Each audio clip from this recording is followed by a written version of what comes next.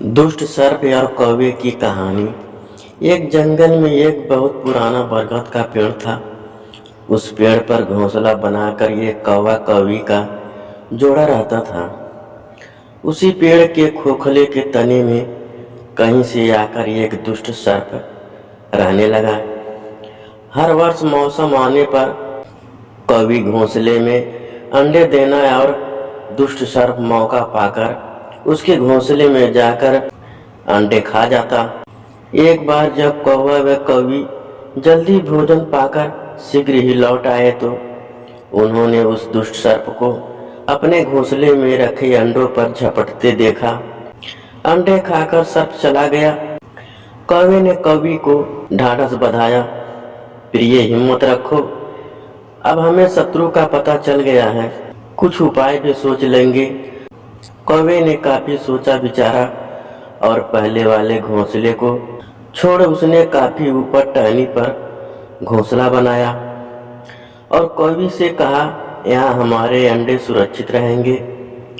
हमारा घोंसला पेड़ की चोटी के किनारे के निकट है और ऊपर आसमान में चील मंडराती रहती है। चील सांप की बैरी है। दुष्ट सर्प यहाँ तक आने का साहस नहीं कर पाएगा।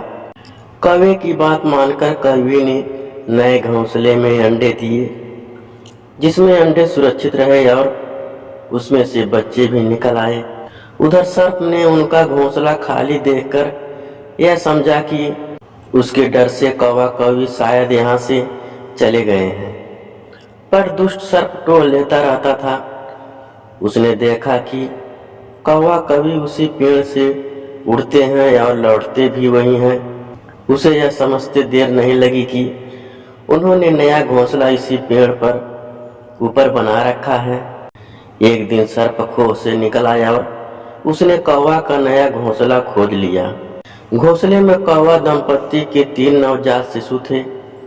दुष्ट सर्प ने उन्हें एक एक करके गपागप खा गया और अपनी खोह में लौटकर डकारे लेने लगा। कौवा व कौवी लौटे तो घोंसला खाली पाकर सन्न रह गए। घोंसले में हुई टूट फूट व नन्हे कौवों के कोमल पंख बिखरे देखकर वह सारा माजरा समझ गए। कौवी की छाती तो दुख से फटने लगी। कौवी बिलक उठी, तो क्या हर वर्ष मेरे बच्चे सांप का भोजन बनते रहेंगे? कौवा बोला, नहीं, यह माना कि हमारे सामने विकट समस्या है, पर यहाँ से भागना ही उसका हल नहीं है। विपत्ति के समय ही मित्र काम आते हैं। हमें लोमड़ी मित्र से सलाह लेनी चाहिए। दोनों तुरंत ही लोमड़ी के पास गए। लोमड़ी ने अपने मित्रों की दुख भरी कहानी सुनी। उसने कौवा तथा कौवी के आंसू पोंछे। लोमड़ी ने काफी सोचने के बाद कहा, मित्रों, तुम्हें वह पेड़ छोड़कर आने की जरूरत नहीं है। मेरे दिमाग में एक तरकीब है जिससे उस दुष्ट सर्प से छुटकारा पाया जा सकता है।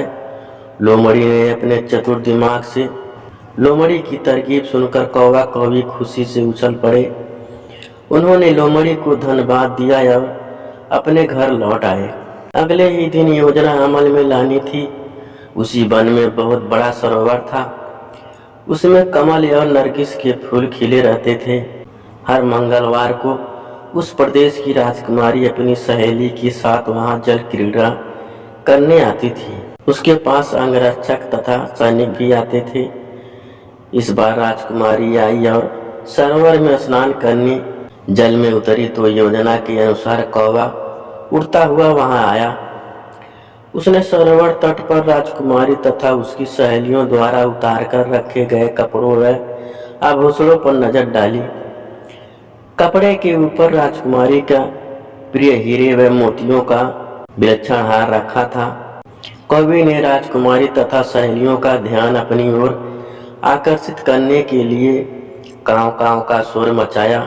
जब उसकी नजर उसकी ओर घूमी तो कौवा राजकुमारी का हार चोंच में दबाकर ऊपर उड़ गया।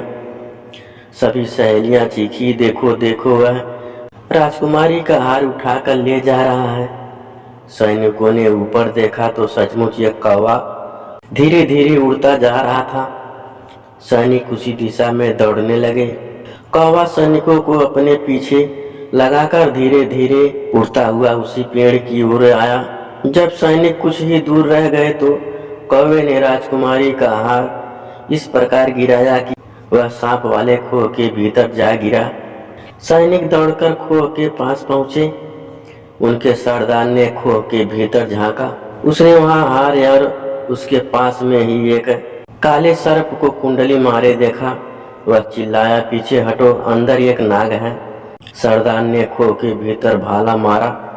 सर्प घायल हुआ और फुफकारता हुआ बाहर निकला।